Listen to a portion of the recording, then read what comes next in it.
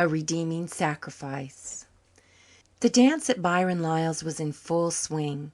Toff Leclerc, the best fiddler in 3 counties, was enthroned on the kitchen table, and from the glossy brown violin, which his grandfather brought from Grand Pre, was conjuring music which made even stiff old Aunt Phemy want to show her steps.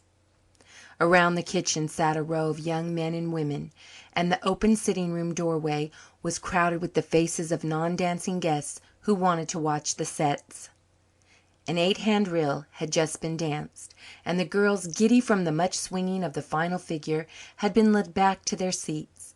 Mattie Lyall came out with a dipper of water and sprinkled the floor, from which a fine dust was rising. Toff's violin purred under his hands as he waited for the next set to form. The dancers were slow about it. There was not the rush to the floor that there had been earlier in the evening, for the supper table was now spread in the dining room, and most of the guests were hungry. "Fill up dere, boys," shouted the fiddler impatiently. "Bring out your gals for de next set." After a moment Paul King led out Joan Shelley from the shadowy corner where they had been sitting. They had already danced several sets together. Joan had not danced with anybody else that evening.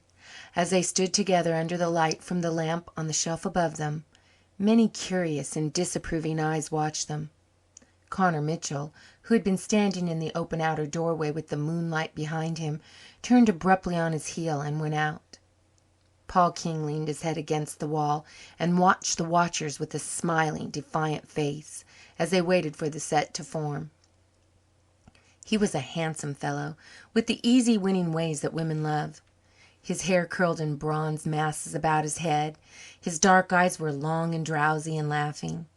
There was a swarthy bloom on his round cheeks, and his lips were as red and beguiling as a girl's. A bad egg was Paul King, with a bad past and a bad future. He was shiftless and drunken. Ugly tales were told of him. Not a man in Lyall's house that night but grudged him the privilege of standing up with Joan Shelley. Joan was a slight, blossom-like girl in white, looking much like the pale, sweet-scented house rose she wore in her dark hair. Her face was colourless and young, very pure and softly curved. She had wonderfully sweet, dark blue eyes, generally dropped down, with notably long black lashes. There were many showier girls in the groups around her, but none half so lovely. She made all the rosy-cheeked beauties seem coarse and overblown. She left in Paul's clasp the hand by which he had led her out on the floor. Now and then he shifted his gaze from the faces before him to hers. When he did, she always looked up and they exchanged glances as if they had been utterly alone. 3 other couples gradually took the floor and the reel began. Joan drifted through the figures with the grace of a wind-blown leaf. Paul danced with rollicking abandon, seldom taking his eyes from Joan's face. When the last mad whirl was over, Joan's brother came up and told her in an angry tone to go into the next room and dance no more, since she would dance with only one man. Joan looked at Paul. That look meant that she would do as he and none other told her. Paul nodded easily. He did not want any fuss just then, and the girl went obediently into the room. As she turned from him, Paul coolly reached out his hand and took the rose from her hair. Then, with a triumphant glance around the room, he went out. The autumn night was very clear and chill, with a faint, moaning wind blowing up from the northwest over the sea that lay shimmering before the door. Out beyond the cove the boats were nodding and curtsying on the swell, and over the shore fields the great red star of the lighthouse flared out against the silvery sky. Paul, with a whistle, sauntered down the sandy lane, thinking of Joan. How mightily he loved her. He, Paul King, who had made a mock of so many women and had never loved before. Ah, and she loved him. She had never said so in words, but eyes and tones had said it. She, Joan Shelley, the pick and pride of the Harper girls, whom so many men had wooed, winning their trouble for their pains. He had won her. She was his and his only, for the asking. His heart was seething with pride and triumph and passion as he strode down to the shore and flung himself on the cold sand in the black shadow of Michael Brown's beached boat. Byron Lyle, a grizzled, elderly man, half farmer and half fisherman, and Maxwell Holmes, the Prospect schoolteacher, came up to the boat presently. Paul lay softly and listened to what they were saying. He was not troubled by any sense of dishonour. Honour was something Paul King could not lose, since it was something he had never possessed. They were talking of him and Joan. What a shame that a girl like Joan Shelley should throw herself away on a man like that, Holmes said. Byron Lyle removed the pipe he was smoking and spat reflectively at his shadow. "Darned shame," he agreed. "That girl's life will be ruined if she marries him. Plumb ruined, and marry him she will. He's bewitched her. Darned if I can understand it. A dozen better men have wanted her, Connor Mitchell for one, and he's a honest, steady fellow with a good home to offer her. If King had left her alone, she'd have taken Connor. She used to like him well enough, but that's all over. She's infatuated with King, the worthless scamp. She'll marry him and be sorry for it to her last day. He's bad clear through and always will be. Why, look you, teacher, most men pull up a bit when they're courting a girl, no matter how wild they've been and will be again. Paul hasn't. It hasn't made any difference. He was dead drunk night afore last at the Harbour Head, and he hasn't done a stroke of work for a month. And yet Joan Shelley'll take him." "What are her people thinking of to let her go with him?" asked Holmes. "She hasn't any but her brother. He's against Paul, of course, but it won't matter. The girl's fancy's caught, and she'll go her own gait to ruin. Ruin, I tell ye. If she marries that handsome ne'er-do-well, she'll be a wretched woman all her days and none to pity her."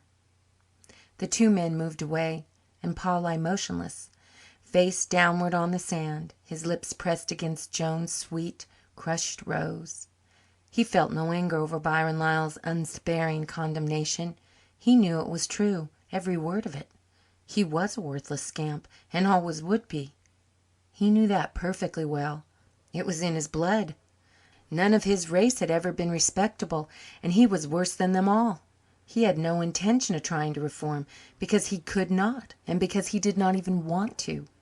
He was not fit to touch Joan's hand, yet he had meant to marry her. But to spoil her life? Would it do that?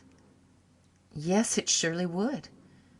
And if he were out of the way, taking his baleful charm out of her life, Connor Mitchell might, and doubtless would, win her yet and give her all he could not. The man suddenly felt his eyes wet with tears.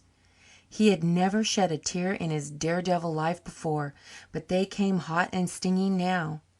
Something he had never known or thought of before entered into his passion and purified it. He loved Joan. Did he love her well enough to stand aside and let another take the sweetness and grace that was now his own? Did he love her well enough to save her from the poverty-stricken, shamed life she must lead with him? Did he love her better than himself? "I ain't fit to think of her," he groaned. "I never did a decent thing in my life, as they say. But how can I give her up? God, how can I?" He lay still a long time after that, until the moonlight crept around the boat and drove away the shadow. Then he got up and went slowly down to the water's edge with Joan's rose, all wet with his unaccustomed tears, in his hands. Slowly and reverently he plucked off the petals and scattered them on the ripples, where they drifted lightly off like fairy shallops on moonshine. When the last one had fluttered from his fingers, he went back to the house and hunted up Captain Alec Matheson, who was smoking his pipe in the corner of the veranda and watching the young folks dancing through the open door. The two men talked together for some time. When the dance broke up and the guests straggled homeward, Paul sought Joan. Rob Shelley had his own girl to see home and relinquished the guardianship of his sister with a scowl. Paul strode out of the kitchen and down the steps at the side of Joan, smiling with his usual daredevilry. He whistled noisily all the way up the lane. "Great little dance," he said. "My last in Prospect for a spell, I guess." "Why?" asked Joan wonderingly. "Oh, I'm going to take a run down to South America in Matheson's schooner. Lord knows when I'll come back. This old place has got too deadly dull to suit me. I'm going to look for something livelier." She trembled violently and put one of her small brown hands up to her throat. You are not coming back?" she said faintly. "Not likely. I'm pretty well tired of Prospect, and I haven't got anything to hold me here. Things will be livelier down south." Joan said nothing more.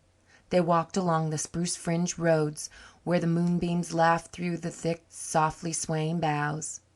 Paul whistled one rollicking tune after another. The girl bit her lips and clenched her hands. He cared nothing for her. He had been making a mock of her as of others. Hurt pride and wounded love fought each other in her soul. Pride conquered. She would not let him or anyone see that she cared. She would not care. At her gate Paul held out his hand. "Well, good bye, Joan. I'm sailing tomorrow, so I won't see you again not for years likely. You'll be some sober old married woman when I come back to Prospect, if I ever do." "Good bye," said Joan steadily. She gave him her cold hand and looked calmly into his face without quailing. She had loved him with all her heart, but now a fatal scorn of him was already mingling with their love. He was what they said he was, a scamp without principle or honour. Paul whistled himself out of Shelley Lane and over the hill. Then he flung himself down under the spruces, crushed his face into the spicy frosted ferns, and had his black hour alone. But when Captain Alec's schooner sailed out of the harbour the next day, Paul King was on board of her, the wildest and most hilarious of a wild and hilarious crew. Prospect people nodded their satisfaction. "Good riddance," they said.